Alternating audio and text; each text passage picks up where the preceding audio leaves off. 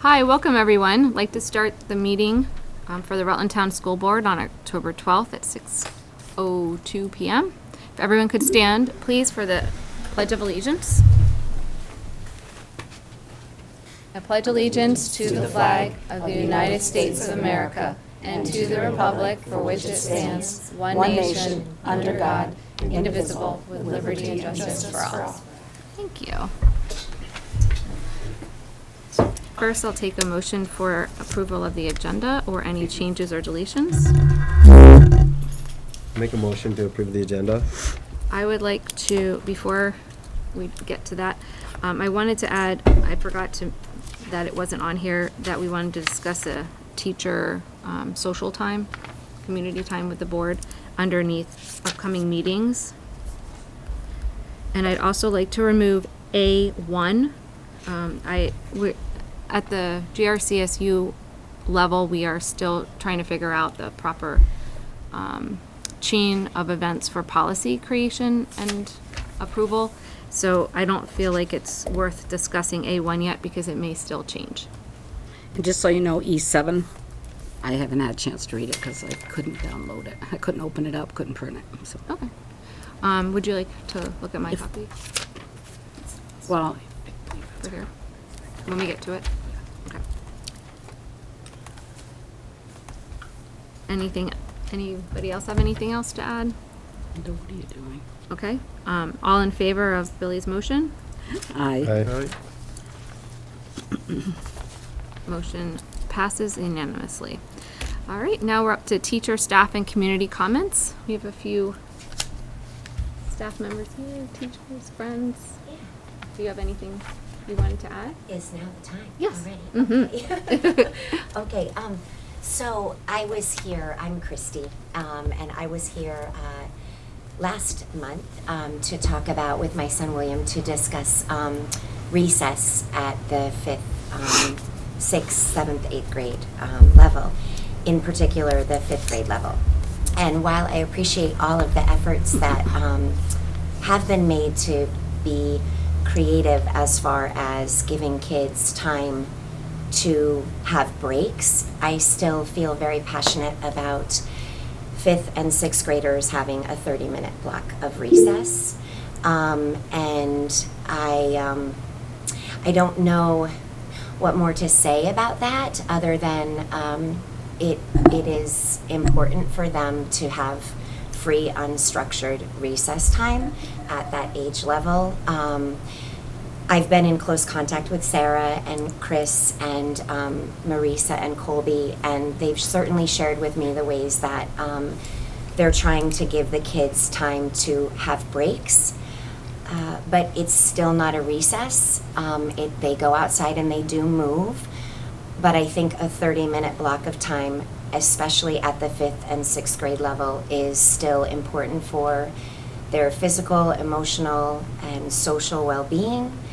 And I would like the board and the school and the district to look at creative ways to either staff that if that's an issue, or look at scheduling issues to see that maybe we could be more creative. I was at the Project Graduate meeting and some principals were speaking about creative ways that they've tried to implement recess at that level.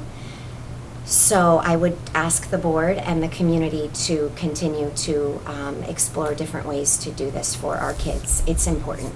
It's really important, actually. So, thanks. Thank you.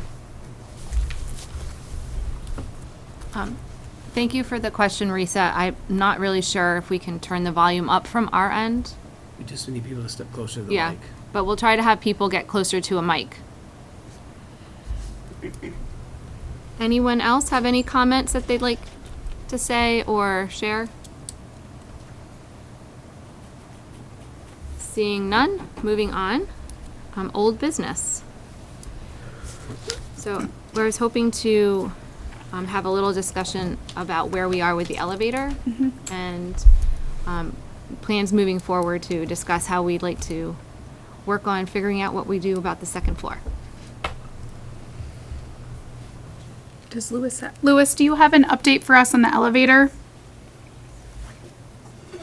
I can give you an update from my standpoint. We created the bid specs. The bid specs have gone out.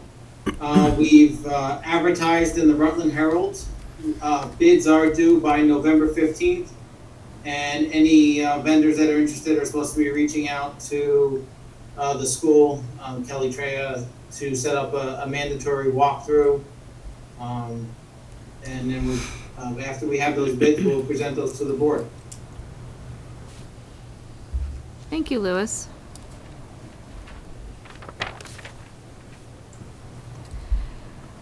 One of our goals for our board is we wanted to try to figure out how to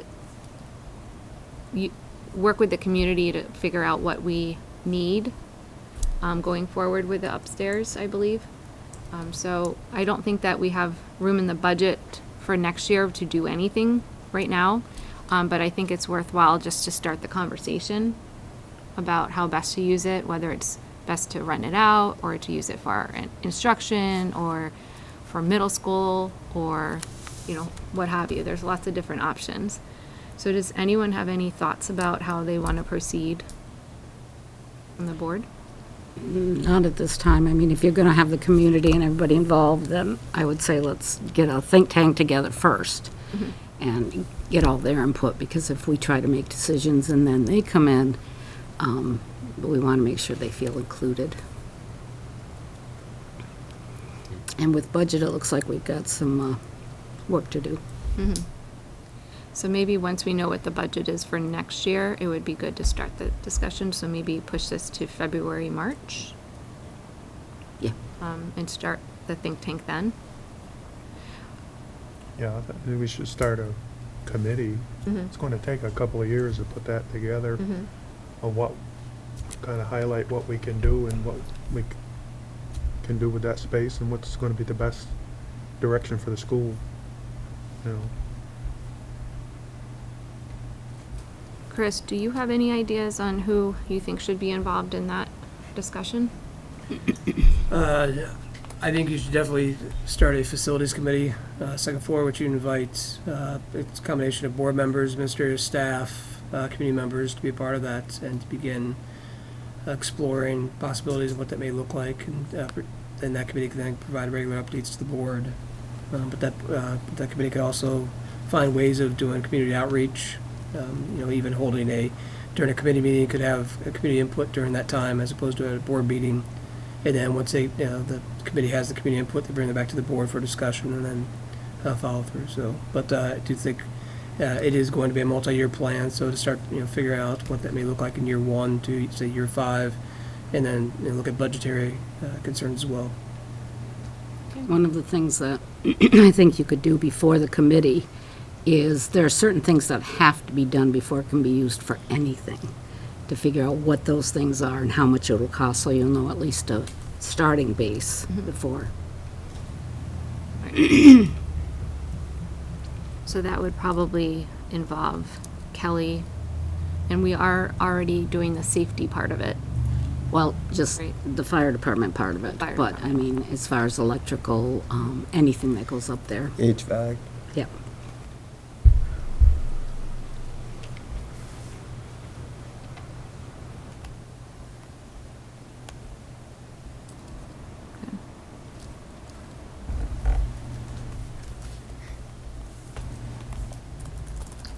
So if we want to start talking about this in March-ish, after budget's done, Well, it could be February or March, because it'll be put to bed before then, the budget. so February or March, we probably want to figure out what we need first. So we could do that in February-ish, and then start the community input part March or April, depending Right. on how long it takes to get the information. So do I have any board members that are interested in helping I with would that? be. You would be? Okay. I'll be on that. All right, so how about Billy and Jeff, if you want to be the leads to the facilities committee Okay. from this board? And you can figure out whatever process you want to go through, whether it's you want to start in February or beforehand, just getting some of that information. I believe last time we had information from Kelly about the fire and how much it was going to cost. Did we get a final number on that? Didn't we share that at the last meeting? Kelly had it, but I don't know if you shared it. Okay. Does that need a formal approval to go ahead? Because I don't think we did that last time. I thought that was included in with the elevator stuff. I don't think it was, because we were discussing. I don't know what the number is. We were discussing about, because it's shared space right now. I think we had talked about sharing Right, the I think- cost. Right, and the SU's actually looking a way to get out of there, by the way. So particularly now that you're looking to charge us, we're looking at turn tail and run. Take your free years and get out of here. It is a shared space. I think we did talk about moving forward if say SU would be using a portion of that, would it be a split cost? But I think that's something which we would have to discuss at the SU level as well. Okay. It's about $9,000. So are they going ahead and doing it, or do they need an approval? Or, Well, we didn't budget for that, so that would be in addition to what we have budgeted for. So we had, But if Kelly uses, say, just, building repairs or maintenance line, would not need board approval for that. Right. correct, yes, correct. Right, and I don't remember the amount we had got for the elevator, but depending on how that comes out, there may be funds There's been a available. few surprises, as there is. Oh, yeah. Right, hot water heaters Yep. and, so I think then we would need a motion either to have him use that line, or we don't need a motion for that. don't need a motion. We just we don't have it budgeted in the repairs and maintenance for this year. But it really should be done. So maybe at the GRCSU board meeting, we can discuss whether or not that should be a shared cost or not. Well, I think I think you would make a request to the GRCSU saying that, currently using unused space here for storage, and that whether or not the ESU would be willing to pay a portion or whatever that may be. But I think you'd have to try to figure that out, and that's something which Lewis would have to take a look at what that space would be. So I'll say that I know that may not be well received, but because it is part of the SU that now we're charging for space, but particularly the space that's not going used, it's being unused right now. But that's something which I think you can approach the board with. So, but I do know that we are currently looking at our lease at 16 Evelyn Street is up this June 30th, and we are looking at other facilities. And one of the other facilities, a couple of the facilities we're looking at has ample storage space, which we would move all that out of there, so you have your space back. So, Kelly built that cage and everything for What towns are you looking at? towns within our SU. That I knew, but. Well, the West Rutland and Poultney. So we have had spaces there. So if we know any open spaces here in Rutland town, we'll be willing to look at that as well. But real estate's difficult to find. So. Okay. I guess moving on. Behavior needs assessment update. So I think the board just wanted to hear kind of our plans for addressing some of the spike in behaviors that we've seen, especially last year since the pandemic. And I think everybody has noticed nationwide with TikTok challenges and the lack of communication face-to-face with children has had an impact within schools. So we definitely saw a spike in behavior last year. So one of our goals this year is to bring in some speakers. So we have I shared last meeting that John Halligan's coming to speak. There'll also be a parent night that's at 5 o'clock before our next board meeting. They'll be coming as well.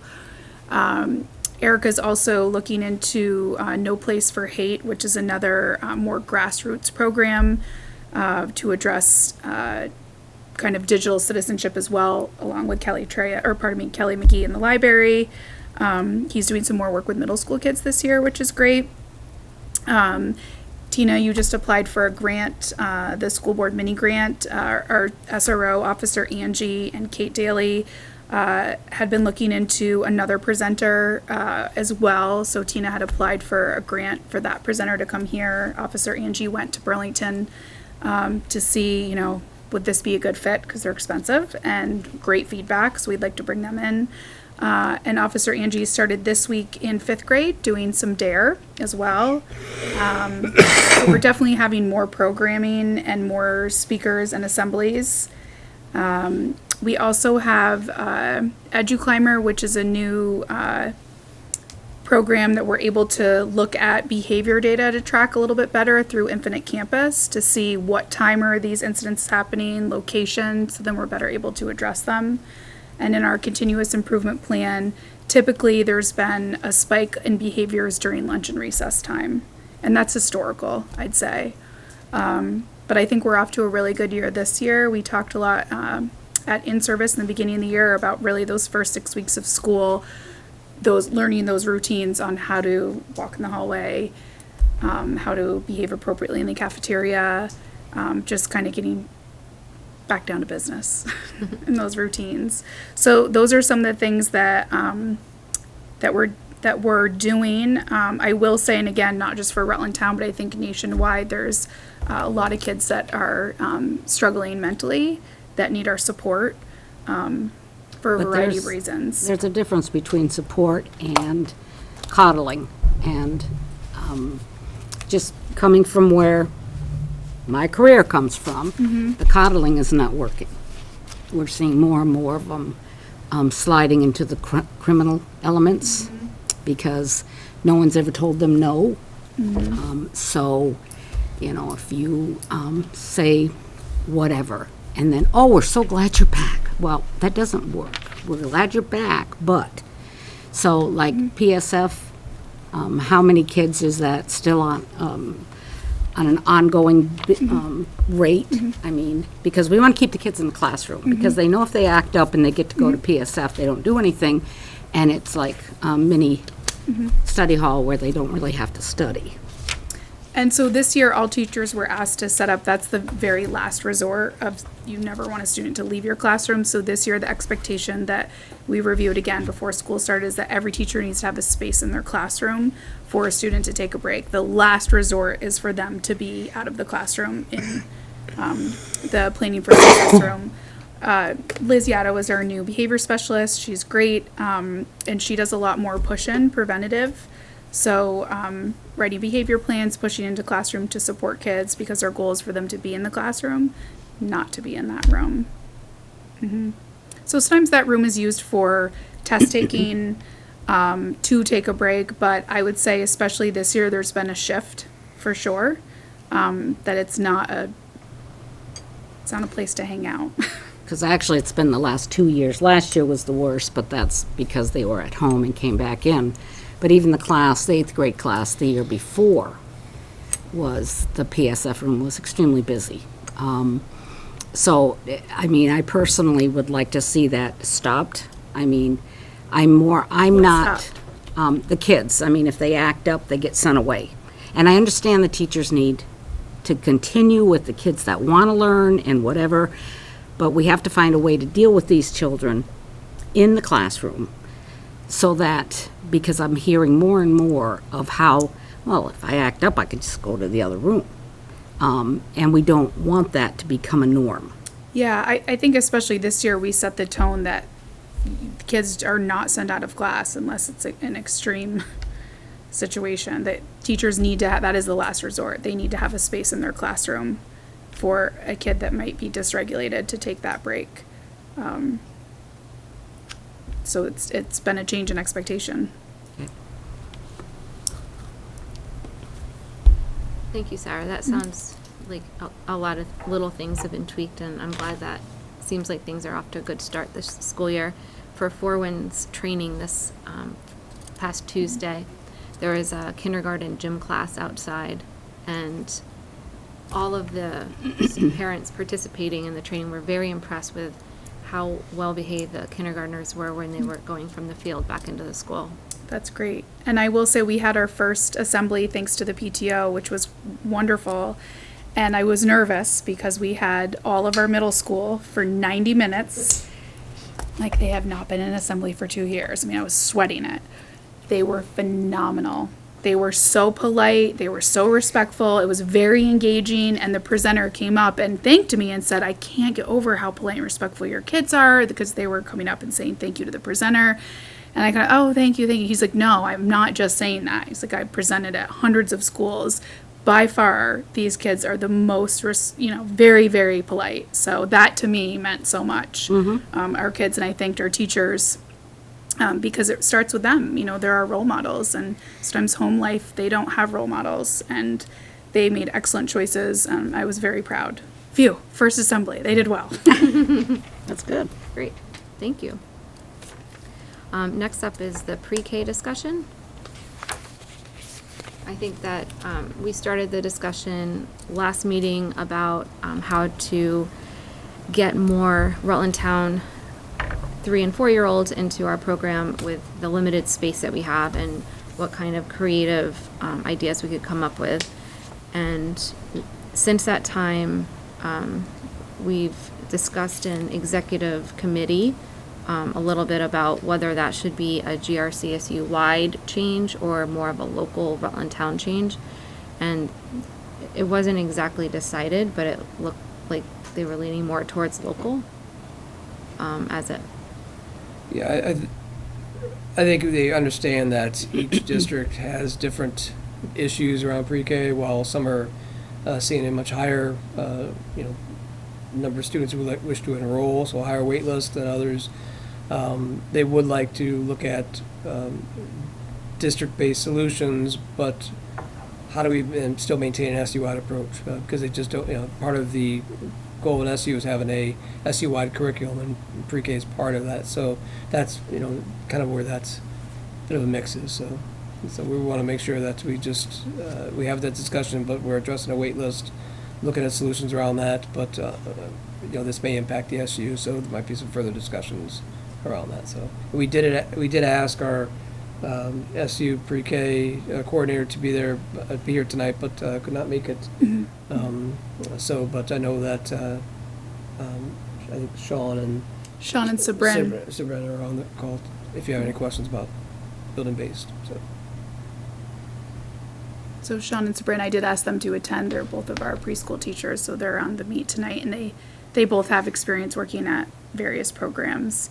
I don't know if you have questions for them, for me. I guess I would be interested to know, Sean and Sabrin, what your feeling is about the amount of time during the day that you use towards instruction, and the amount of time that's more towards social time, or the other stuff around it. Because I think we are required by the state for 10 hours a week for each student. So I was just curious kind of how that looks in your day-to-day.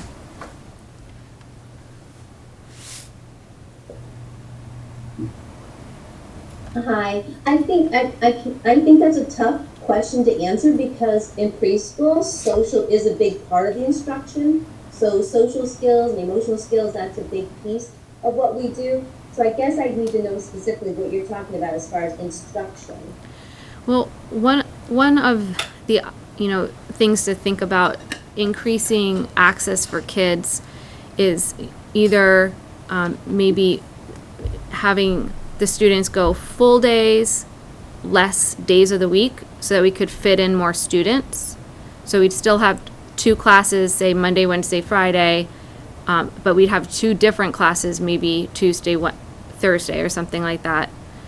Or if we had, morning sessions and afternoon sessions, then we could also have 4 classes that way. Or we could do a hybrid of maybe having 1 class that's every day, full day, and 2 classes that were each, a morning session and an afternoon session. So trying to weigh the pros and cons of doing a half-a-day program and being able to increase access versus the full-day program.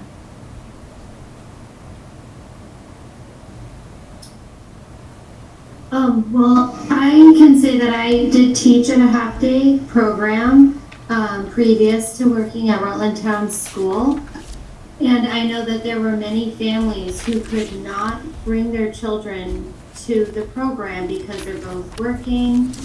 And families really need a full day program in order to make that work. Most families do, because right now most families have two working parents.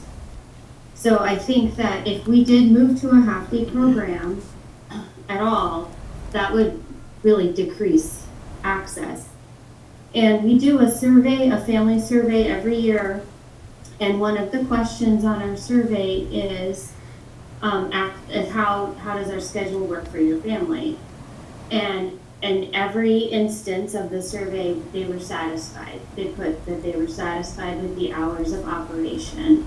So there hasn't been any push from parents to have a half-day program. If anything, we've had parents asking about tapestry for their kids for after-school care. So I do think that if we were cutting hours like that, it would really decrease our program enrollment. And also I can say too, I have a friend who is a preschool teacher at Caverly Preschool in Pittsford, where I live. And she says that they get only like half of the kids who show up at kindergarten come to the preschool program because it's half day. And families really struggle to make that work. From your perspective, it sounds like the full day option is better. So did you have anything to add to that, Sean? No, I just want to second what Stephen said. Yeah, I have this survey in front of me that we've done for the past 2 years, and it wasn't just satisfied, but they're either highly satisfied with the hours and times of our facility or satisfied. So If I could. You're not going to get any argument. We all know that a full day is better. But we're more worried about the children that are not being able to get in and attend. So what is your solution for that? We have no room, so it's not like we can put in another class. And that is what the board is looking at. So in order to make room or get some kids in, more kids in, was to have possibly, you can stay even full-time, but split them up, so, excuse me, split them up so that, like Tina said, you could have a Monday, Wednesday, Friday, Tuesday, Thursday situation, just to make sure that we get the majority of the kids, so we don't have the waiting list that we have. Now, we also have to, you've got one section out in the residencies that believe that while pre-K is nice, and we know it works, we know it saves a lot of children that are having problems when they hit kindergarten, they're really ready to go. Whereas if they didn't have that pre-K, they wouldn't be that far ahead. But out in society, they think it's a babysitting service, and the school should not be doing babysitting service. So I am not surprised at all that the parents like the full-time. I understand that. Having both parents in a home working is nothing new. We've always just tried, they had to find someone for babysitting before or after. But how do we get the rest of the kids in? I mean, if the state says we have to do 10 hours a week, we can do that easily. Right now, how many hours a day do the preschool kids get?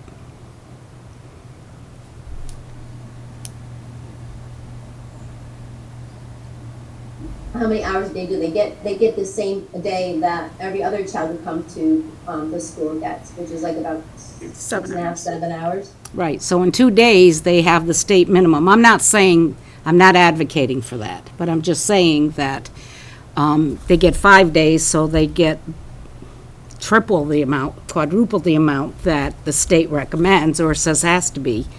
I'm just wondering how are we going to get these other students in?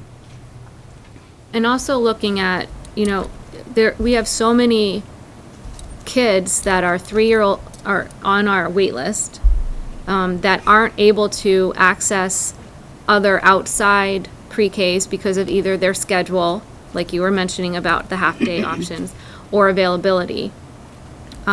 So is it better for them to only have 1 year of pre-K, or would it be better for them to have a little bit as a 3-year-old and a little more as a 4-year-old, so that they're getting some for 2 years in a row?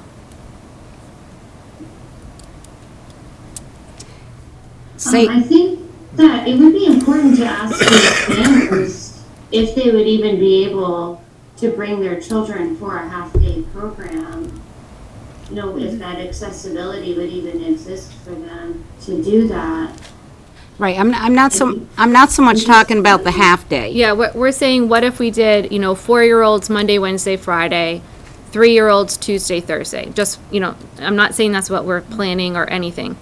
But if we did that, and that way more of the 3-year-olds in Rutland Town could access preschool at least 2 days a week than are now, would that be better than the current situation where they're only getting 1 year? I don't know, but I do think too that and you're asking that it would probably be good for 3-year-olds to get something that they're not getting. But I think even just doing, every other day like that, a lot of programs require parents to be full-time or nothing. So I think it's just worth it to ask those parents what they would be able to do. Yeah, I don't want to beleaguer it, but we're not here for the parents.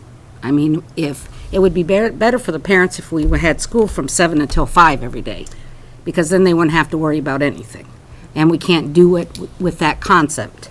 I fully understand it, but I think what she's suggesting is the audience that we're trying to accommodate might not want the services that we're going to provide. So if we blow up the program we currently have and put something else, are we going to have the Same customer, numbers. or are we just going to I think, have a, less attendance or... right, and then we're still required to pay the 10 hours to those other programs that run 7 to 5. I mean, because I had one family inquire this year about half day, and then I have had a handful that wanted tapestry that said I would, I'm on the wait list, but it doesn't matter because I work till 5 anyways. Was it Angela is the person that is, Yeah. did you talk to her about what, different creative solutions for this problem, or haven't really gone that far yet? I have not heard from her. I know she's in a class this evening, I believe, so she's not able to attend this evening. But that would be a question, like, where do our students go? Are they in half-day programs? Those kids, are those that we're paying for that 10 hours of preschool, are they on our wait list? Because I know one parent works in Middlebury. So she had said, I can't come to your preschool anyways, and it's better for me to bring my child to preschool in Middlebury. And that's the universal preschool in Vermont. right. That's the thing. So, like Tim said, we may blow everything up to try to reach more kids, and it could have a negative impact on our kids. And like what you said, Lynette, we're here to serve our children, right? So I think that's what we need to be careful of, though, is that if we change this thinking that we can now reach more kids, it may have the opposite effect. Because there are some families that have said, I'm so fortunate to have a preschool program here, but I work with Universal Preschool. I can bring my kid to Burlington or St. Albans. Right, but those aren't the ones we're trying to fit in. And this school will pay for 10 hours a Right, week. but Right. we're paying for other schools that have these students if they're in other schools. And while it's perfect if they're able to come here, because then when they move to kindergarten, they're already familiar with faces in the facility. We know what best practice is, but if it's a 10-hour program and they're actually getting 35, 40 hours, we are just trying to find a way to get the ones. I'd be interested to know how many are on the wait list that aren't in any program. Yeah, I would need the GRCSU early childhood coordinator. I believe she has that information. Yeah, that's what we're mainly concerned. Maybe the wait list is long, but they've got other places they're going to, so it really isn't a huge problem. It's the students that aren't getting anything. So Right. they're not really, it's kind of like a pup. you gotta socialize them. Yeah, and So- I'm so supportive of our community because we would see it was probably, I don't know how long full day preschool's been here now. But it was the year we had 44 students in kindergarten. And there were a number of kids that weren't potty trained, then there were Right. kids that could read. And we were having our half-day preschool program was wonderful, but a lot of those students didn't necessarily need preschool. You know, they had wonderful, nurturing, loving parents at home, and I had so many parents that said, I can't drive. You know, my kid needs to ride the bus, I can't work, and it wasn't equitable for all. Right. So then once we offered this full-day program, we were, you know, that early intervention. Do you mind moving I'm trying. It's not doing anything. You have to actually touch the screen. touch the screen? Do you mind tapping that screen for me? One of you, sorry. Good. There you go, thank you.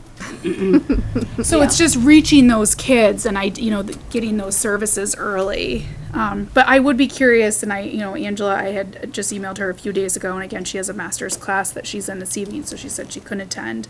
But just to see, of those kids that we're paying for, are they on the wait list? Are they half day? Are they full day? What preschools are they at? Right. And that, I mean, isn't it really necessary as long as they're getting Something. Something. And I do think that we already know full day works, Right. right? So if we keep the full day model and we go to a Monday, Wednesday, Friday for 4-year-olds, Tuesday, Thursday for 3-year-olds, if we don't fill the Tuesday, Thursday class or the Monday, Wednesday, Friday class, we can open it up to those students that are coming if they want to come more time. But So I- I don't think we'll have less students. I think I would suggest that's something I think that's Sarah, Sabrin, Sean, Angie should be discussing and maybe coming back to the board as opposed to the board Good. deciding what that may look like. And I think that's something where, and present this back, because I think there are some creative solutions potentially to this, and I think just for consideration, my concern is just, the disruptive aspects, and not just to the parents, but to the students with 3 days a week. I know that from a And behavioral standpoint, you look at short weeks that's when you typically see a rise in disciplinary issues, problems. I think when you have students there 5 days, full week, I think that's when you really you make the most gains with them on a variety of levels. And I think it's just we need to have them in our building. And so if we're offering a full day, I think we should really be looking at how do we provide all these students with a full day program and what that may look like. And I think that's something I think we need to go back and take a look at and do, because I think sometimes we'll limit or we'll say in order to have everybody benefit, no one benefits. And so so we'll have say 40 kids now access the pre-K program, but the pre-K program may suffer as a result of just this shift that we made just to appease. And we might find a year from now, 2 years from now, that we don't have the same wait list, that we may have a dip in the wait list. And so this issue that we had this year, 2 years from now, we have 3 or 4 open spots. I mean, there is that ebb and flow that we see this happen all the time in education. So I think it's just something which we want to take a look at. Is this more of a long-term issue we're trying to solve, or if it's a short-term? So if it's a short-term, we may want to look at, just instead of blowing everything up, just look at how do we handle the short-term solution. So. And I think that was the universal preschool law, right? Every child is entitled to 10 hours at qualified preschools. So if it's not your school, then here are a list of those qualified Right. preschools, right?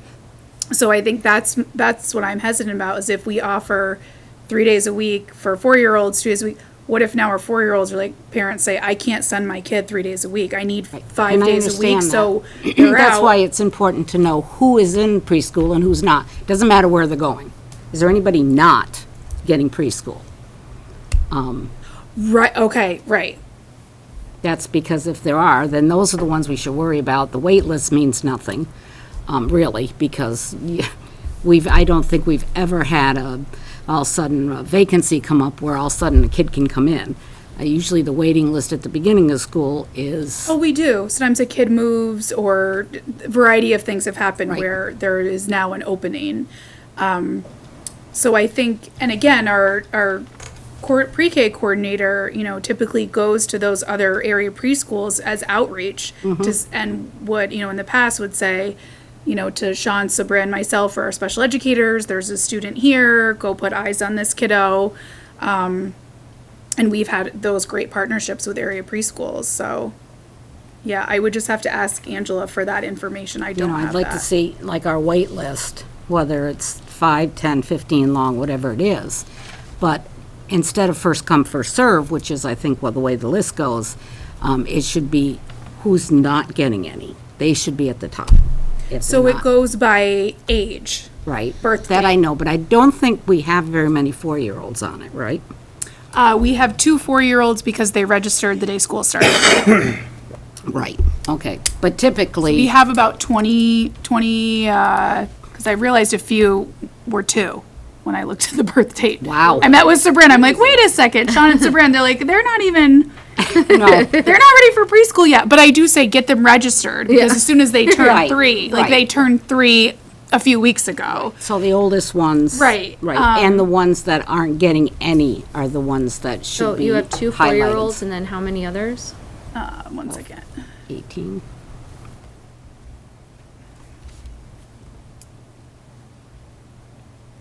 I said we have 25, but then I pointed out the birth date. 1, 2. About 21 on the wait list, and 2 of them are 4 because they registered the day school started. So they're. And do you know how many of the 21 are in other programs? I don't. I just asked Angela for that information. So And I wanted to know. I do want to know. Where are they? Right. Are they full day? Are they half day? You know, and of Are course. they on our wait list? Right. Like if she has identified students, are they on our wait list? Because I have had, kindergarten parents that said, no, I work for whatever reason. My sister owns a daycare or I Which is fine. Right. And the neediest, or the ones that have needs, should be also, regardless whether they're 3 or 4, they should be up towards the top of the wait they are. list. So they are in Right. if we find them. Right. It's a No, thing. I We know. want all kids to come to preschool screening. We want to meet all of our families. We want them all to come here and register and see our school, meet teachers. And again, I've had a handful of parents that for reasons have chosen to send their children elsewhere. And it's That's usually fine. work related. Right. So at our November meeting, could we have an update from your conversation with the 4 of you? So, 4 or 5. just so I'm clear, so you would like to know, and I did ask Angela this, but it was just a few days ago, how many of our students that are on the wait list are attending other area preschools? Half day, full day. And what solutions you can come Right. up with to get more access to the students? And when you say access to the students, that's that universal preschool law where all kids are entitled Access that. to our school. Access to, okay. Yep. And then I know, Louis, you had mentioned some figures about a teacher, a para, and before, and I don't need them tonight, but could you get that plus maybe a temporary classroom structure cost so that we just have that as an option to look at the cost together compared with some of the solutions that they come up with? Because we're in the middle of budget talks and we're trying to fix this problem for next year. Okay, yep, so last meeting we talked about it, the estimated cost for a new classroom would be between 130 to 150,000. Right. But that's for the personnel, right? That's for personnel, supplies, that would not include having to rent or lease a space if that's the direction that the board went. Right, so that's kind of what I'm thinking, what those options look like, just so that we have ideas of costs. Like, and including a temporary classroom that we could have on our land. That might be It's not extremely gonna- difficult with pre-K, there's a lot more rules and regulations Right. around pre-K classrooms and spaces. Correct. And I think it would be difficult to have a space that would qualify under ECF standards and So, rules. that might be true, but we could shift a classroom or 2 out to make more room for them in the building. Okay. right? So just being creative, just trying to figure out some ways to try to reach more students and get them into the system and into the school community. Thank you. Okay. Okay, moving on. New business, since I'll be attending the conference next week, I guess it is already. Well, then I'll make a motion, you be the member proxy. Any discussion? All in favor? Aye. Thank you, Lynette. I almost signed up for that. You should have. Well, Fun, go together. but I'd have to go at least twice because there's the one bulletin that I really want to see, I think is over 2 days. That's how they keep you there. Yes. So, Well, there is a webinar that you can watch that gives you the highlights. okay. I'll send I'll that do out to that. you all. So. All right, moving on. Lewis, it's your turn. All right, so the fun begins, right? Budget process. So the budget was emailed to the board this afternoon, and I believe you also have hard copies that were in your packet. So it's 6 pages that you should have in front of you. First page is just a summary of changes. I'm just highlighting the significant items that have occurred that are part of this budget, and we'll go through those in a few minutes. And then the other 5 pages are the details regarding the budget. So on page 1, you start, that first section is revenues, and then after that gray line, you have the expenses. The expenses are broken down based on function codes, which is sort of like a department. So you have preschool, direct instruction for the K through 8, then you have guidance, health, library. So each section has its own codes, which include staffing, benefits, supplies, dues and fees, and those type of items. And then on page 6 would be the last page, you have the totals. So based on the proposed budget in front of you, total expense right now is up by $434,000, which is a 4.7% increase. And total educational spending is up by $452,000, which is a 5.1% increase. Education spending is a calculation of total expense minus local revenues. So it would be any revenues other than property taxes. So it would include any tuition revenue, surplus, interest income, anything other than property taxes that we would have to raise. So education spending is the amount we're raising in property taxes. So looking at some of the summary items on page 1, and then we can go into some more of the details and take questions. So the budget that you have in front of you includes an estimate of a 10% increase in health insurance premiums. We have not been given an estimate yet from BISBIT. We really don't know whether this is going to be a single-digit increase or double digits. We've heard rumors of both, so we're hoping to get more information later this month. Last year, we saw a 5.2% increase in health insurance premiums, but the years before that, we saw double-digit increases, I think 3 years in a row. So we're hoping for single digits, but we want to be cautious at this time. So a 10% increase is approximately $54,000.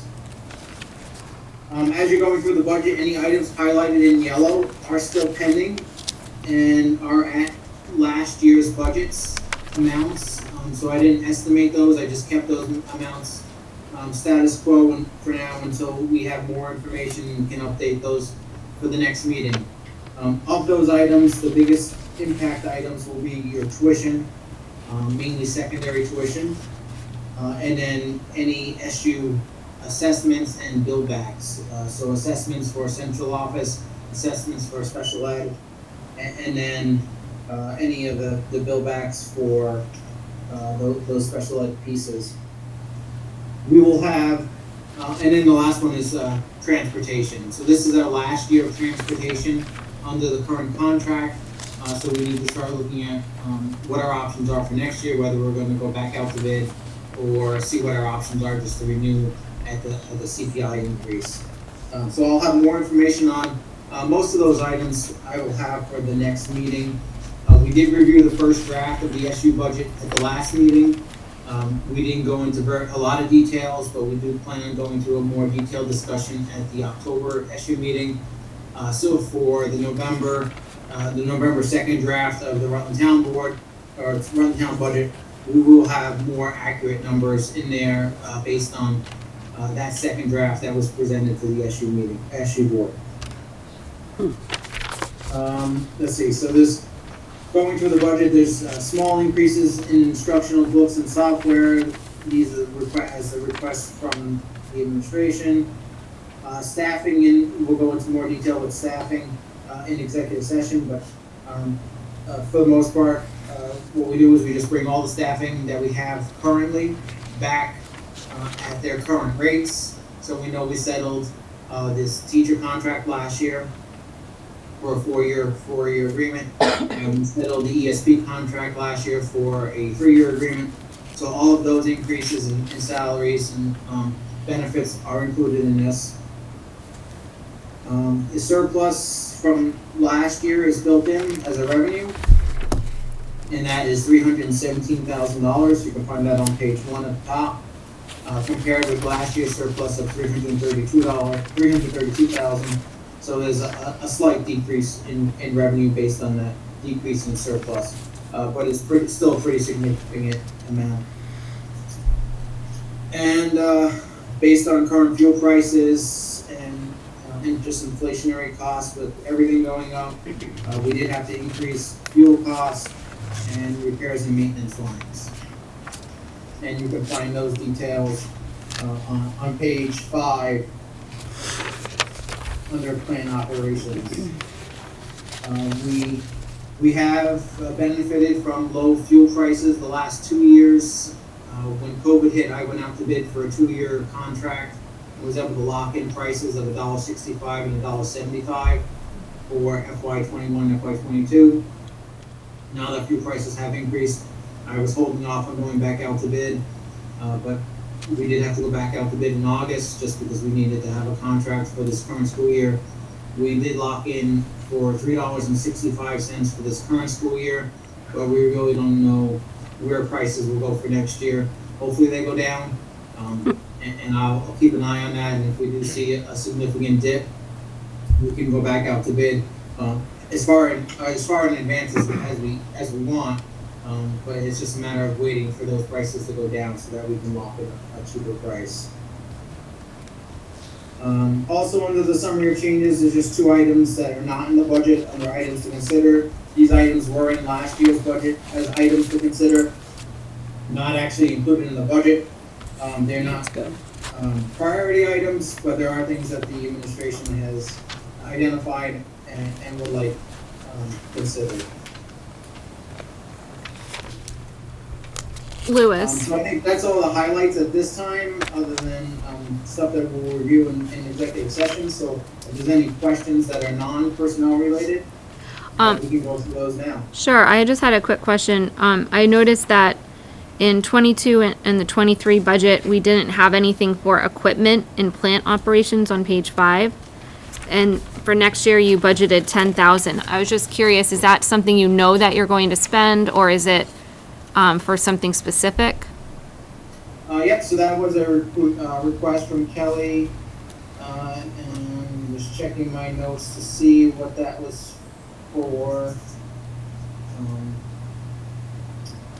And if you know off the top of your head, Sarah, please jump in. No, I don't. That's why I'm asking.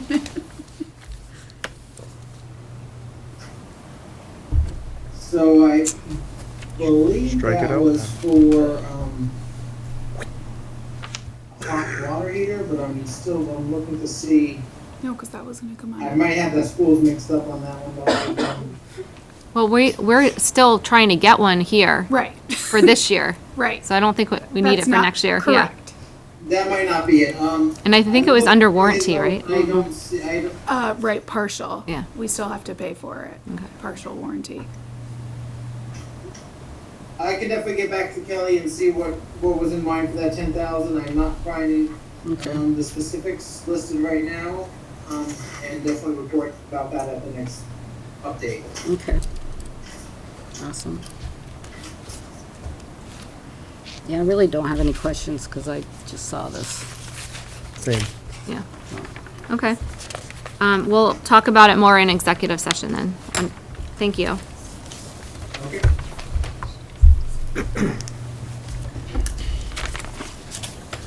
Okay. I did have a question about the report, though, the expenditure report. Is now okay to ask you? Yes. On page 4, under disposal services, it says we're 18,000 over already. I was just curious why. Yeah, what are we disposing of? Well, that's definitely not correct. Let me just bring up that line. I would imagine it's just a misposting that the school posted something to the wrong account, but we can definitely look into that. I can bring that detail up and get back to you later in the meeting as after I have the answer. Okay, thanks. Appreciate it. All right. Anyone else have any questions for Lewis right now? Okay, moving on. I need a motion for the director's orders. I'll make a motion to approve the director's orders. Any discussion? All in favor? Aye. Thank you. Approval of the minutes from 9/12. Anyone have any comments? I'll make a motion to approve the minutes. I'd like to add some corrections. No. Some of it is grammar, but there's actually some erroneous information as well. Number 2 on page 1 states that Jenna Laszlo read a prepared statement. It was not Jenna Laszlo, it was Christy Murphy. And I wanted to add that she read it on behalf of her son and read a statement of her own. So there were 2 statements that were read. And then just changing her name throughout the rest of that paragraph.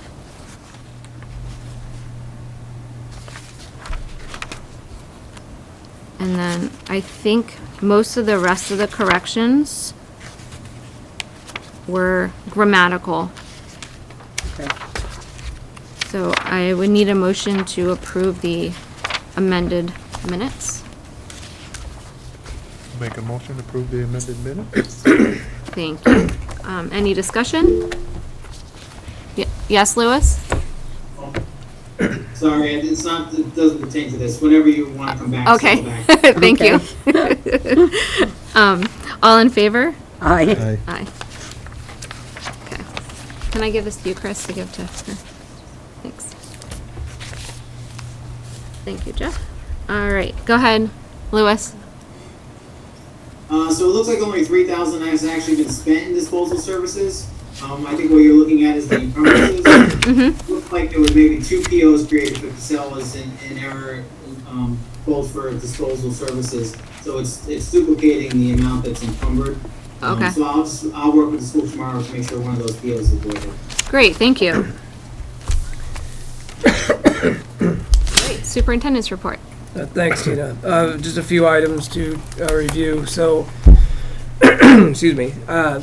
Sarah's going to talk a little more about this, but Rutland Town has finished up with the NWEA MAPS testing.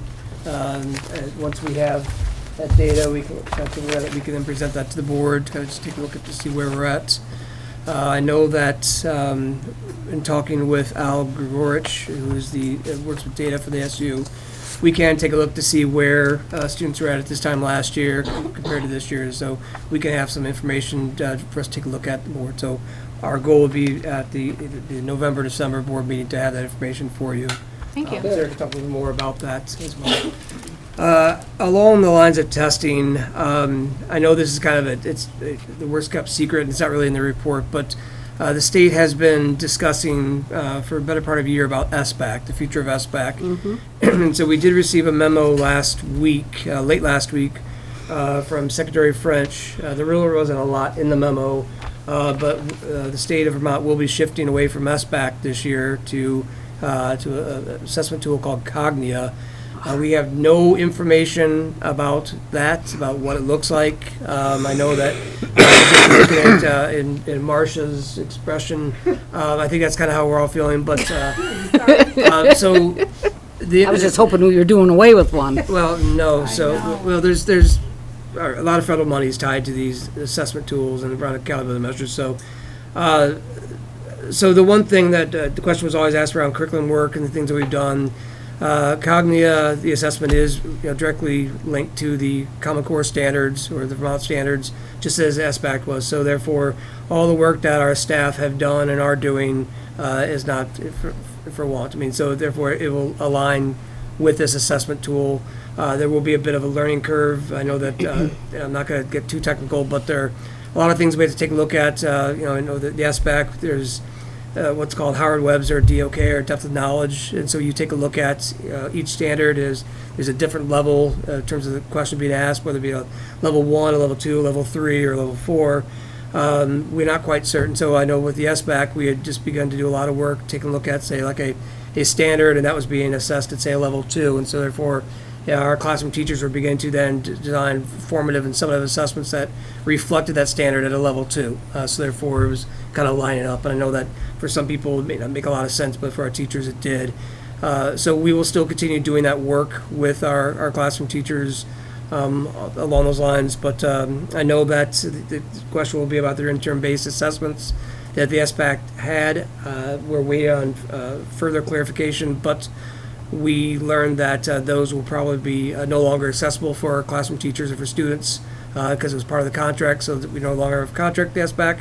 So therefore, those interim-based assessments probably will no longer exist for staff. So what does that mean?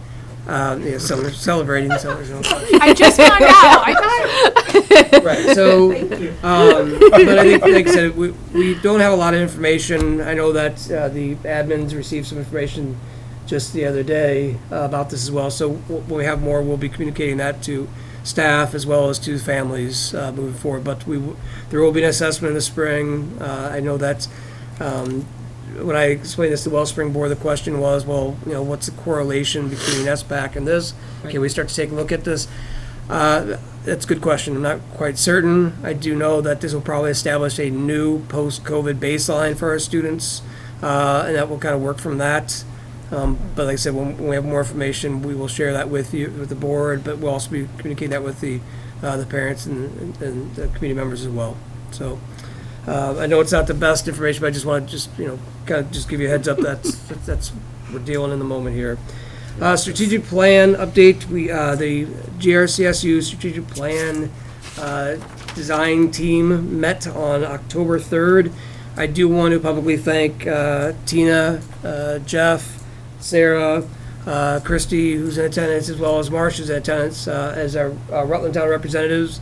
They were at the meeting, and thank you for giving up your evening, and your input was valuable and informative. We'd also like to extend a welcome or an invitation to anyone else, staff members, community members, board members who'd like to attend our next meeting. Oh, awesome. I thought if we couldn't make them all. No, I think we're trying to open it up, because I know that we had a good number in attendance, but we like to see more individuals there. So like on November 7th, it's from 5 to 7 o'clock p.m. And we'll send information out to the community as well. But that's at West Rutland. Will be our second strategic plan. The second, this first strategic plan meeting, we really took a look at the Portrait of Graduate, and we started to identify just some needs and just some areas we wanted to kind of pursue. The next meeting is where we're really going to start really identifying critical areas, or called the 5 buckets that we're really kind of take a look at where the strategic plan is going to move forward. So that's a critical meeting. So like I said, anybody who would like to be there, be more welcome to participate. We'll also be providing updates after that meeting to the board as well as the community, just in terms of what we're doing, where we're at, and if there's any sort of information that needs to be sought out from parents or staff, then we'll generate that survey or any sort of other ways to collect feedback. Okay. Do you want me to let Christy? Yeah. So if you're interested, you can actually reach out to to Sarah, reach out to Christine McGinnis. We'll be there. So okay. And like I said, it is an SU-wide, strategic plan, so we are really looking at, where our SU is going over the course of the next, 5 years. One concern that was expressed was that we are not trying to create identical or schools within our SU. We understand that our communities, there are certain needs that, that's specific to our communities, so we're being very attentive to that. But we're really trying to make sure that all students have access to high-quality education, instructors, and the resources and programs necessary to that. So I know that, a parent earlier in the meeting talked about, looking at more of a, like an outdoor component to research. That would be something which we discussed in a strategic plan along those lines. So, that's the sort of input that we are looking for as we build out. Okay. And the last thing is just the VSBA, VSA annual conference, as Tina already alluded to, will be held next week. I know that many of you can't make it, but there, as Tina said, there will be a webinar or a video that will be shown. So once we have access to that, Tina and myself will send that out for the board. Take a look at that so you can see what was covered at that meeting. So, all right. And that's all I have for tonight. So, Do you have any idea if the Cognia is a computer-based test or is it paper? I do believe it's going to be a computer-based test. So. Thank you. Is that message going to go to the teachers soon? Marcia's texting it out right now. Okay. No, I was told to keep well, under lock right. and We were key. told, but we've been mentioning the board because it is going out It's there. right. Right. I mean, so once we found before that once Secretary Fred sends out a memo, it gets leaked to the newspapers and it's out there. I think it's one word. And I think also just to let the staff know that we don't have a lot of information. We just know that we won't be doing SBAC, we'll be doing Cognia, and once we have that information, we will be. We're not withholding anything. It's just that we just don't have any information at this time. Other than that, we're moving away from SBAC to Cognia. So hopefully within the next couple of weeks. But the AOE sometimes the information can be slower than we'd like. Thank you. Principals report? Yeah, thank you. So as I had mentioned earlier, thank you, big thanks to the PTO, and I would like to encourage any community members and teachers out there to again join the PTO. They're desperately looking for members, but they were gracious enough to have Ted Lawrence from Slapstick Science come and present. It was amazing, very engaging, as I mentioned earlier. Guidance update, a few things. Student Council, Ms. Daly and Mrs. McDougall are heading up our elections for Student Council. So our president is DJ Tricario, vice president is Tommy Watson, secretary is Sophia Cavalieri, and treasurer is Stephen Downs. They're working on their first middle school dance, and they're also working on some TA challenges for decorating doors and stuff like that. And then the 5th and 6th grade ambassador winners, which Miss Daly and Miss Sanders are leading.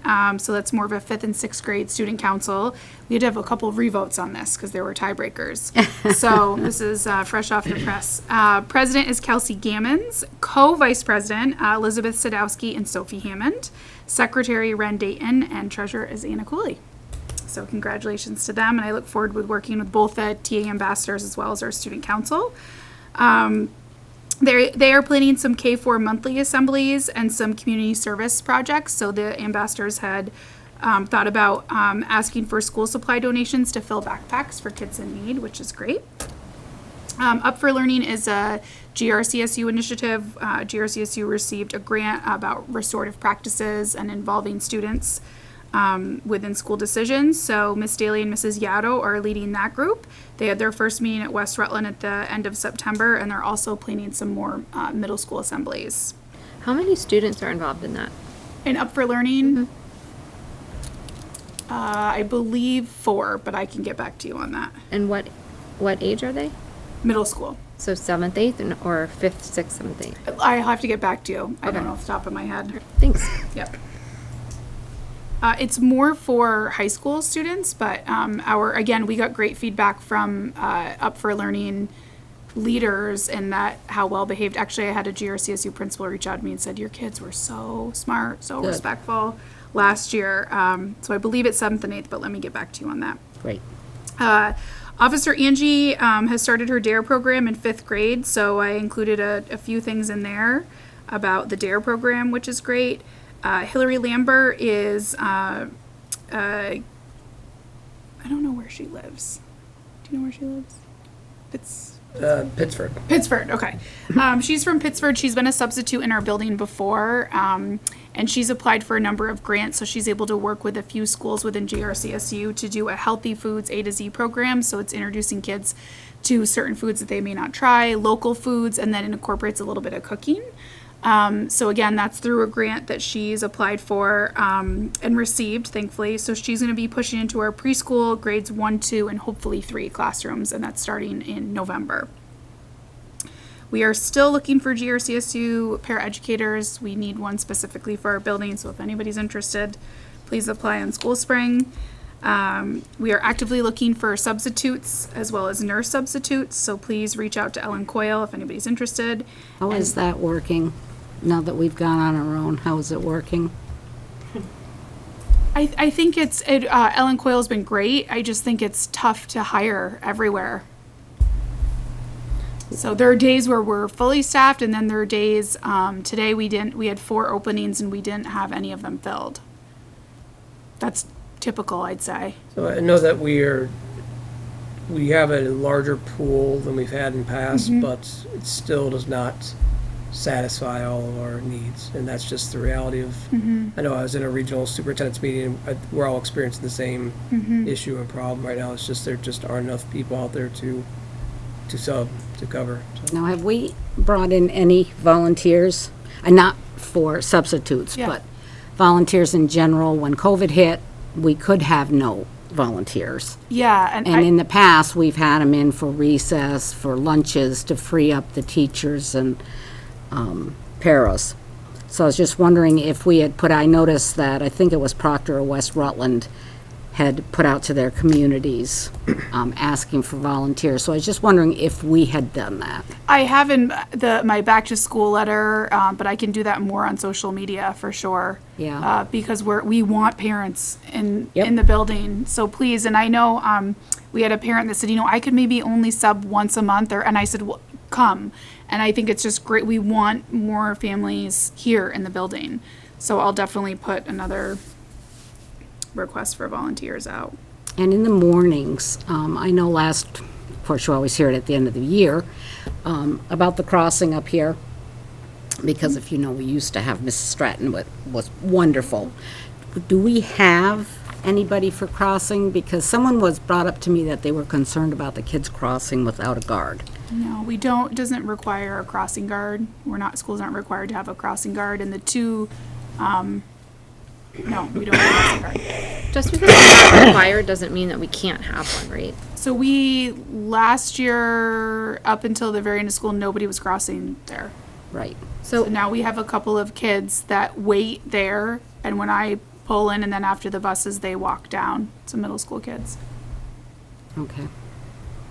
Yeah, just because, it was, of course, kids' safety. But I didn't hear that till the end of school, so I was just... And I know a lot of schools have safety patrol programs where their students do it.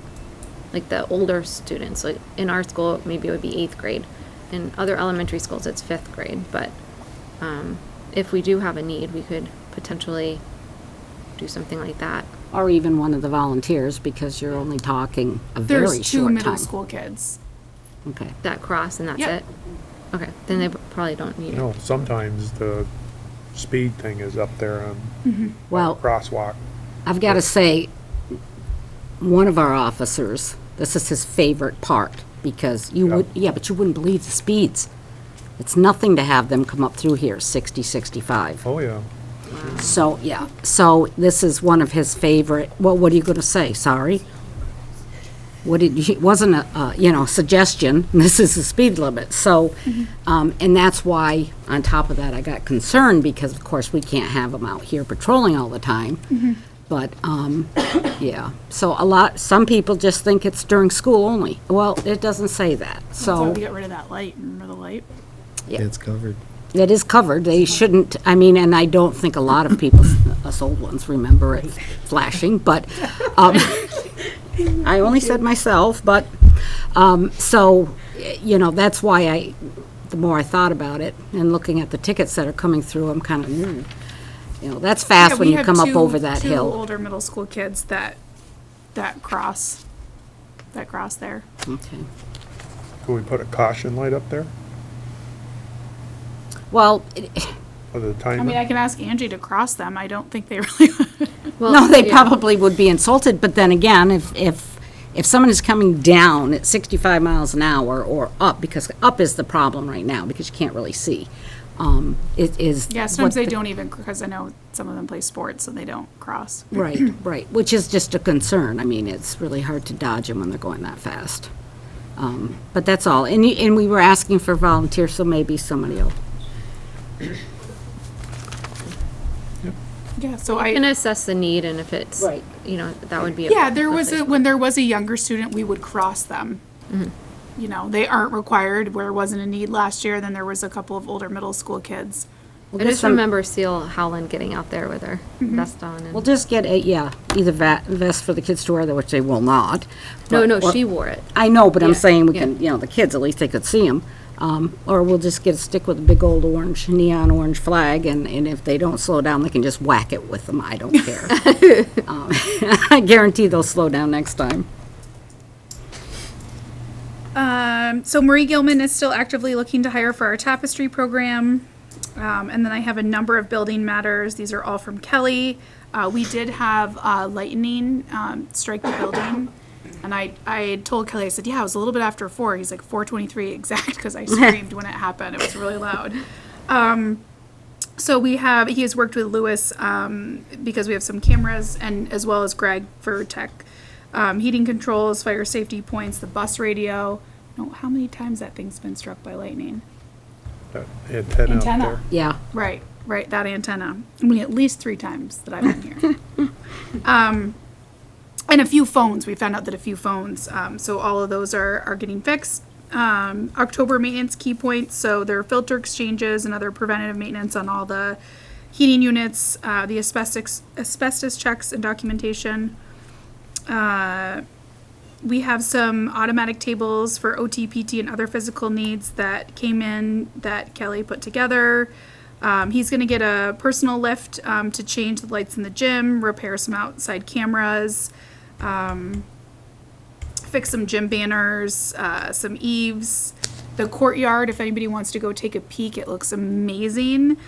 So there was trees and overgrowth. It's right by the gym, Tracy Sabaka's office, the back of that. So that was removed and got all cleaned up. It looks really nice. So there's no more trees trying to grow into doors.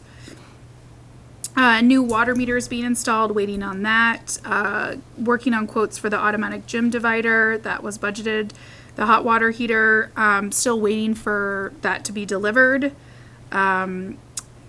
Kelly also, this was actually an idea from Chris, which was great, about, it's called a bleacher boss, and it basically is a machine that helps pull the bleachers in and out, so it'll hopefully, it's a lot for one person to pull on those Have the bleachers. bleachers been replaced? What's that? Have they been replaced? No? No, we've had them on the list. So, so he quoted that, just took a quote for it.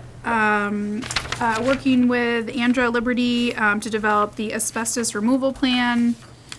Different flooring companies, just again, thinking about budget to price out the marmoleum and carpet, if and when any changes of flooring. New front floodlight and flagpole light is going to be installed, and he's also working with Voidy Electrical on the LED light changes and options because the T8 lights are being phased out, so he's working with Efficiency Vermont on that. We had a wonderful in-service at Poultney High School. I was here doing training with a group of people for crisis prevention intervention. So I was here working with working with teachers and staff while a large group was at Poultney High School. We had Indigenous Peoples Day, school pictures are coming up, Halloween parade. We have parent-teacher conferences. Our MAP reports are getting mailed to families later this week. Fast bridge assessments were done, as I mentioned. And then Officer Angie and Kate Daly are working on different days for Red Ribbon Week for drug-free school. So different day, crazy day, and all sorts of stuff. So that'll be the following week. Can I ask you a question about Sure. the DARE program? You said that she's starting in the 5th grade class. After she's done that 10-week program, is she going to a different grade? Or is it only 5th grade? One No. class per week for 10 weeks. Right. She's just starting with one class, and she just Grade got or one 5th grade class? 5th grade. 5th grade, so one grade. One So grade. she's doing one grade now, and then she'll move to another grade next. Yeah, I'll ask Okay. her. I'm not sure. I just said, can you give me an update on DARE and when it's going to start? So she told me she's working with 5th grade now, and I know she worked with kindergarten last year because she just finished the training last spring, I believe. Right. So she started with that and so I can ask her that. Thanks. I know years ago when they did that, that's the grade that they started in was 5th grade. That was awesome. I'm so glad that's starting back up again. Right, and it encompasses so much more now. It's not just drugs and alcohol, it's everything. Well, that's why I had asked her just to give me a little more info because Yep. a lot of schools haven't had it in years. No, I think she may still be the only one in the county that's a DARE officer, so. Thank you, Sarah. Sure, and I'll get back to you on Up for Learning. I forgot. Can I ask a parent question, because I'll forget? School picture information, is that coming out like this week? What's You that? guys haven't sent school picture information home yet, have you? No, I will ask Pam about that.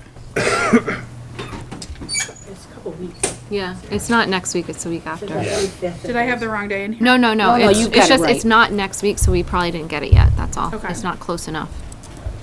Yeah, I don't know when it. what the- Well, If we you're don't want you just lucky, to set it aside. we get it and forget beforehand. All right, so moving on, contract recommendations. We have recommendations, horizontal move for Colby Hescock and 4 extracurricular contract recs for Kelly McGee and Marisa Kefeber, each a co-advisor for the Rainbow Club, and Kelly Treya for the 7th grade basketball coach, and Kelly Treya for the 8th grade basketball coach. Do I have a motion? I make a motion to approve all these contracts as presented. Any discussion? All in favor? Right? Aye. Abstain. So that's 4 yeses and 1 abstention. Okay. And Sarah already spoke a little bit about vacancies, but the rest are listed in here. One thing you didn't mention was the long-term sub for PE. Was that filled? Oh, no. We are interviewing next week for that. Okay, so it still isn't filled Still yet. open if there's anybody out there interested. And the dates for that are November 14th. November 14th through, to be determined, probably through mid-January. Okay. Thank you. Moving on to the chair's report. One thing I wanted to bring up is Lewis has informed us that he won't be here for our next meeting. Yay, Lewis. Yeah, he'll be done off so much having fun. some fun. Yes, he But for that reason, I just wanted to ask the board, do you want to switch our meeting to a time where he can attend, or will you be comfortable with him just giving us as much information and Chris key points as necessary for our budget talk in November? I'm fine with I'm fine with how is it for you? I'm fine. I think Lewis is the one that has the real issue that I'm gonna be in charge of the budget. And what did they say? I think they said, yeah. Lewis, what's better for you? I'll have him deliver all the bad news. Oh, great. So There we it's go. perfect Yep. for him. Perfect, I'll do it either way the board wants. I mean, if you wanted to reschedule, it's just a matter of finding a date that works. I know the week before Right. we have before I leave, I have Ira in Bell Springs. So you'd be looking at the very beginning of November or the very end, and then we have Thanksgiving. So, but I'm open to either. I mean, why don't we just keep it the way it is? Because we can discuss it amongst ourselves, and if too much bad news comes in, then, we can always hex him and. Yeah. I'm okay with, I'm okay with keeping the schedule the same, having Chris stand in for you as best as possible, and then if we need more information or more time with you, we'll talk to you about it when you get back. Okay, we really won't have any updates from the state by November board meeting. Right. It's just a matter of any changes that have happened since we've met, in relation to our discussion that we have tonight, discussion in executive session, as well as any updates from those items that were pending, which I can definitely lay those all out in a written report for Chris and the board. That would be great. Thank you so much. And have a great time. Thank you. And I already mentioned a little bit about, at executive committee, we spoke a little bit about the pre-K between SU and local boards. And that was a very short meeting. And during the GRCSU, I did have Christine include the minutes from the board meeting. Do you or Billy have any questions about anything that happened? Yeah. I think one of the main things that came out of the meeting, besides our normal work we do every month, was that we're still trying to figure out the best format for policy formation. So we're still working on that. And that was kind of brought up a little bit more in detail at that meeting, but it still isn't decided yet. So we're working through Very it. confusing. Yes. I guess the big take was that if we have a change, that you're going to send it directly to Eric. Well, that was what was discussed, but I don't think anything's final right now because it's still trying to figure out if it makes more sense to send it out to local boards, then GRCSU, then back to policy, and where policy fits in there, or if GRCSU should get it first. So it's still being worked out. So, to be determined. All right, moving on. Policies. There's several second read policies. I do want to make a note, and I forgot to mention this during the minutes. The minutes reflected that H4 was not approved at last meeting, and it also sounded like Shauna was having trouble with the audio from the meeting at several points throughout.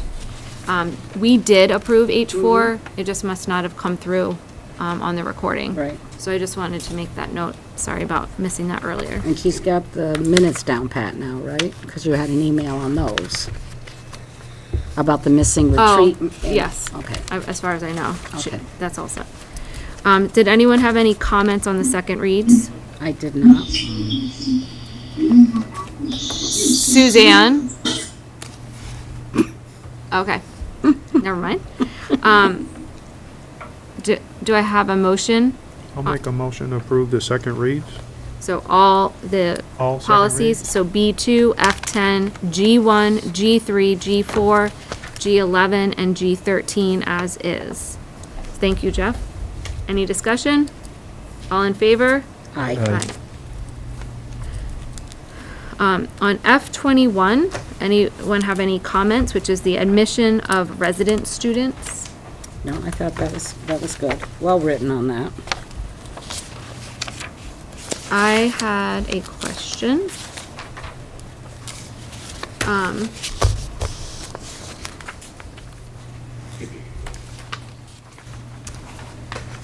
So my question was, are decisions and appeals both decided by the board, or only appeals decided by the board? How we do things now? I guess this is for Sarah and Chris. I thought it was only appeals, but I thought so too. That's why I did have a problem with this. I believe in the wording is a little confusing in this, because I think what this paragraph is referencing is an appeal decision made by the board, but, because decisions really are, it'll come to me and then I'll make a decision, and then if someone does not like it, then they go before the board. right. And then I think that's where the decisions regarding, eventually be made by the board, so that's maybe something which we can clarify, bring back to the policy committee to clarify that. That would be great. Got it. So we're sending that one back. Right, Billy? For sure.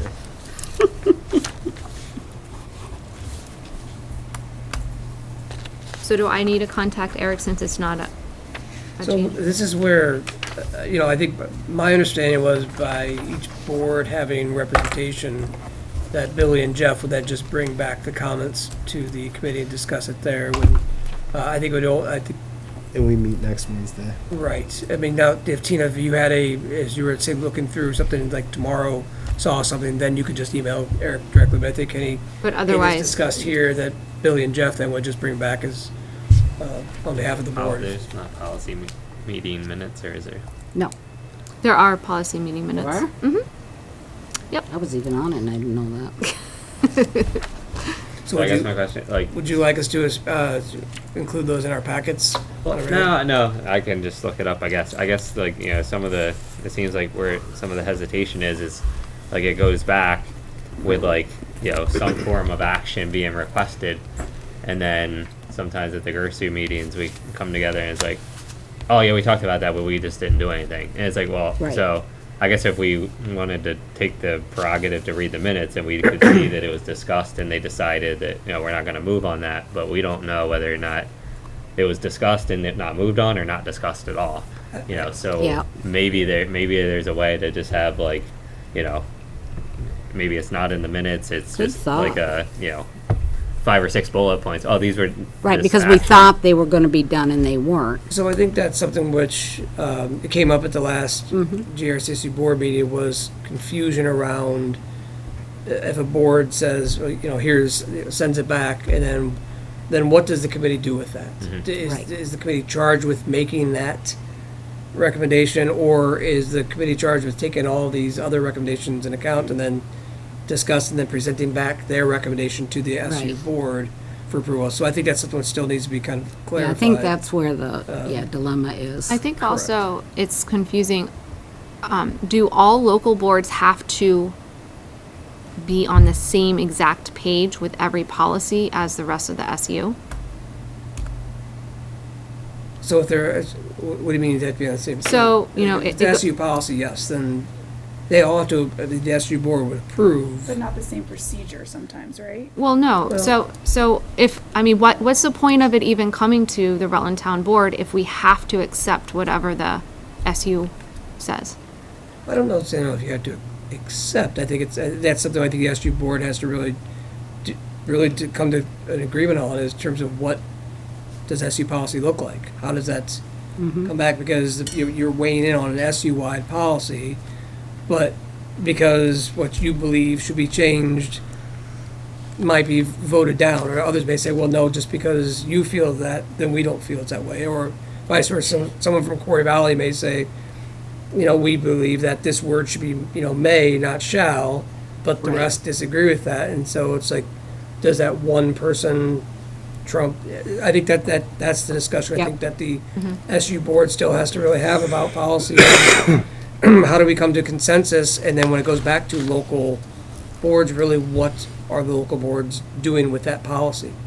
Or are they just weighing in on what they feel would be appropriate for an SU policy? And then it goes back to, I think, what is that committee, are they being charged with taking this all into consideration and then bringing forth their recommendation? And then, like I said, that was, I think, part of the confusion and frustration of the last SU board meeting, was people felt that, well, then if we make a recommendation and then it says now we're not going to do it, well, why? What happens there? So I think that's still an issue. So. Yeah, so when that comes back to policy board, if there's a wording change, they gotta kind of justify what it is. We gotta know what issue they're having with that particular policy. And part of the problem Look at too making is that changes. by the time you meet at policy committee next week, Quarry Valley will have already had this. So maybe they approve it as a first read. And then they get this and they realize, oh, it's not really clear. And then it has to go through it all again anyway. Well, I've said before what I think, moving forward, I think it would be, in other places I've worked at, during a reorg, when we adopt like Robert's rules and other things, I've always said it might be good for us to adopt our policy manual, and then over the course of time, if there are policies that need to be looked at or revisited, then we just bring those back up. And I think, this was done because since the merger, the policies hadn't been touched or looked at. And so we had to go through this, but it's a very lengthy process. But I think part of the discussion really has been, does it go to the SU board first and then go out to local boards, or the other way, the way it's been done, local boards and SU?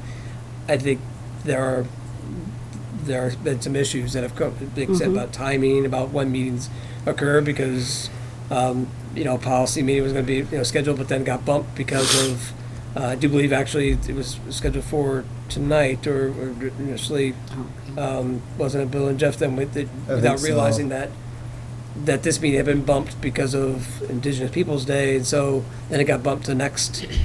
So, but even then, it was still what happened after the, Thank you. Thank after you. the Rutland Town Board. So, so I do think that's something for us to really to discuss at the SU, is just really about, what this really looks like, so, and how we work through this.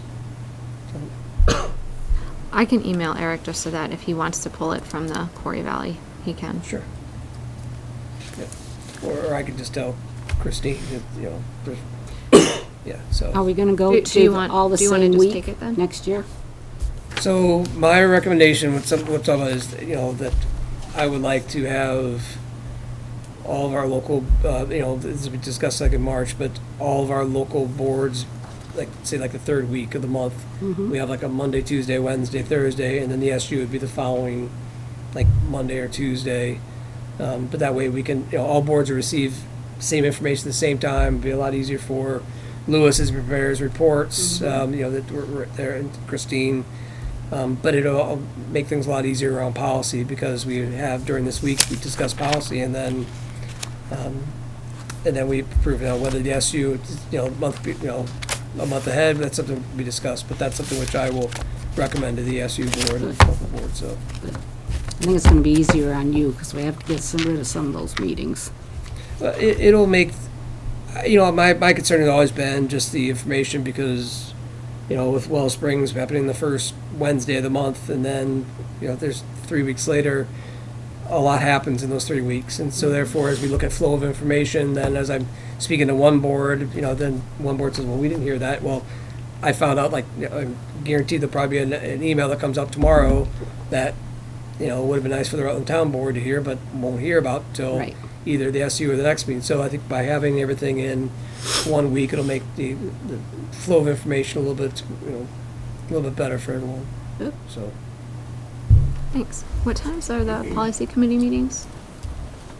We're at 6 o'clock now, or is it 6:30? I thought it was 6, but I didn't hear about 6:30, but I can I think double it's check. 6, isn't I don't know. And it's 90 minutes? No, it? it's, 6 to 7:30? it looks like they shifted to 6:30 to 8. 6:30 to, To 8? To 8. And where do you meet? Central office? No, Online? online, yeah.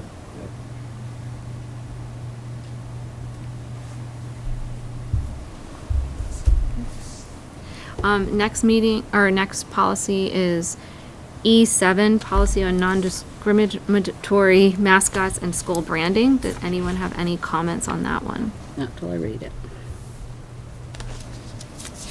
And digest it.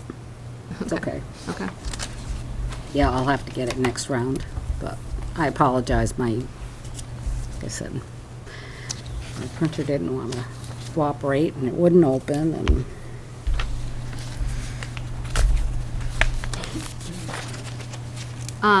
Sorry, I just saw this message now from Suzanne. She must have sent something in the chat and I didn't see it. She said she would love to have someone walk her kids over.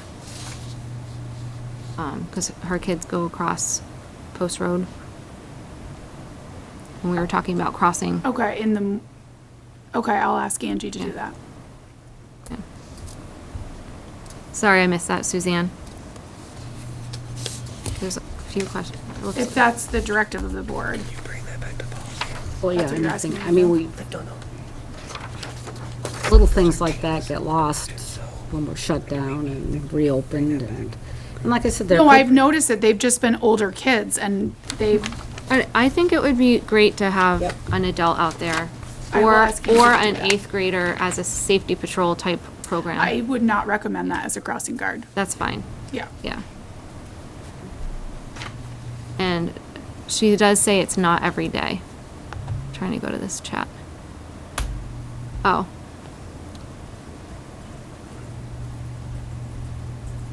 Hopefully everyone can hear us now. Sorry about that, Katie. I just saw your note too. All right. Why is this? There we go. Okay. So we'll move on. No comments. And then upcoming meetings, future agenda items. Let's first talk about the teacher coffee hour or snack time. Did you have a chance to Yeah. chat with everybody? Yeah, I did. At a building meeting, so I was able to talk to them, and teachers are interested in having it. Great. And association has money if we're gonna do something, coffee or liqueurs or whatever it is. Did they have some dates? We didn't have that. I didn't know if you want to do it before a school board meeting. Well, the next school board meeting, there is a presentation. There's a- Yep, okay. John Halligan's coming for Ryan's story at 5 o'clock, from 5 to So- 6. So maybe a different night. Yeah. I don't know We if prefer that works. evenings, I'm assuming. Yes? Would a Monday night work, the fourth Monday, November 28th after Thanksgiving? Yeah. I mean, you've got to check, right? Huh? You've got to check it out. Yeah. Just let me know and I can I'm send an not able to email that out. night, But, Huh? Unable? yeah, I can't do that. What time? Well, you should don't be know. able to. Yeah. And we got to make sure the teachers come too. Okay. Yeah. So you can't make it. So I think if it's gonna be a board, I don't think Sarah or I should be there. Okay. So I think that if it's a board discussion, then it's a board discussion. So. But it should be a warning, right, since there's gonna be more than 3 members. 'Cause it- Sure, but it really. It's a social, so we're not making decisions. Right. So But we we are don't need, we don't gathering. need to, yeah, but we do not need to warn it because Right. we're not making decisions. We're Right. taking input, whatever, but we're not making any decisions. Just- And typically, the way it's been done in the past is we don't sit together. We kind of spread out and talk, so. We'd have to warn a football game that we all attended. I know, together. you could get, well, yeah. So you want to do the 28th at what time? So, well, if you want to do it after school, I can't do a Monday. But if we want to do it in the evening, what would make most sense for teachers to get back here? Would 6 be good? Would, Yeah, I think, or 5:30 maybe? I mean, It's up to you guys, don't look at me. I'm just thinking, I don't know for sure if I can get here by 5:30, but I would do the best I could. so why don't I ask Okay. teachers for the 28th and then ask them 5:30 or 6 is a better time. If they want to do it earlier, I could also do it November 30th unless, is that a GRCSU meeting? That's, we always have Wednesday meetings Oh. from 3:15 to 4:15. Right for school. Mm-hmm. That's our meeting. Would that be a good day to do it then, right after the meeting, if we are able to get here a little earlier? Well, Oh, Could actually, you wait, guys- we don't have a meeting that day. That's the 5th Wednesday of the month, isn't it? So we actually. Oh, okay. We actually don't have a meeting that day. Does anyone have any other conflict on that Wednesday, just so we can give the teachers 2 days to look at? Would you be able to make the, I could Well, we could still do 5:30 or 6, either. yeah. What's the date? On Wednesday, Monday, the- the 28th, or Wednesday, the 30th, is there anything going on either of those days that you can't make? Nope. We just want to give the teachers 2 options. that's fine, just let me know. So, okay. Yeah, And then I'll just email you, Tina? that would be great, and I'll send it out to everybody else. Okay, perfect. Thank you. Okay. That was easy. And then, Sorry. Marcia, Thank you you. and I can discuss what we want to do for it. Yep. And we'll share the costs. Yep. Perfect. Thanks. All right, and the next meeting is November 14th. I was curious, are you advertising now for those parents to come in at 5? That, I have asked Eric to do that, yes. Could we make sure that goes out this week, because it is going to be a month away? He's out this week. I know, I'm so just- could- I don't have confirmation on, I've asked. On what? I was told it's at 5 o'clock, but I don't, Well, that's what he told me too, at that meeting that we had. yeah, I just was hoping to have more information to parents about what it's about. Well, we have that whole brochure that you gave me, Mhm. right? Yeah, I'll include something in the newsletter. Yeah, this I week. think it's important because the 5 o'clock time is a little early for some parents that work. And it's a really important program, it sounds like. So the more parents that can get there, I think the better. And the earlier they have notice that it's like a can't miss thing, the more What is it?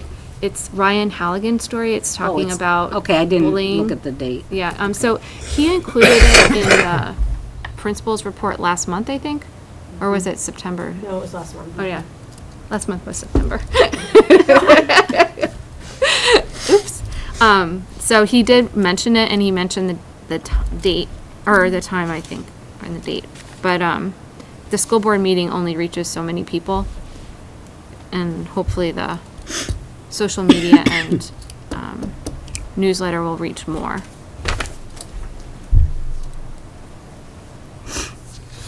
All right, good and welfare. I love that we had our first assembly in a couple years. I know that my kids were super excited for that, and I just, like, the more stuff that comes back, the better.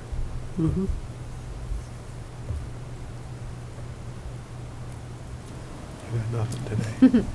I'm glad that we're still meeting in person and we're having audience. I love that. I stopped at the school to do Four Winds Tuesday afternoon, and I got to see the 7th and 8th grade marching band practicing, so that was exciting. That Halloween's gonna be Forward to fun. that, seeing them in the Halloween parade.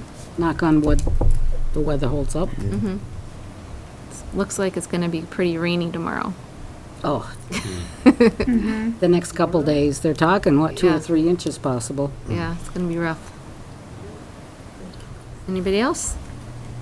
No, I'm still on the I guess elementary and middle school sports tangent right now, as I've seen you at a lot of the games too. So our weekends have been full, but it's just been great because I think the community support for these kids is just really immense. It's so great to see. A lot of families and parents Yeah. watching the games. A lot of families, even And even some of the teams like the 3rd and 4th grade soccer has 2 teams, and so they practice together, but they play separately at times, and they'll end up supporting each other and coming to the different games and stuff like that. That's nice.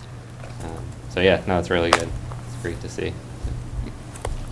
Thank you. All right, so it looks like we need to move into executive session. Do I have a motion? I'll make that motion. That's for personnel. For personnel related to contracts and budget. Thank you, Tim. All right, and thank you everyone online for coming tonight.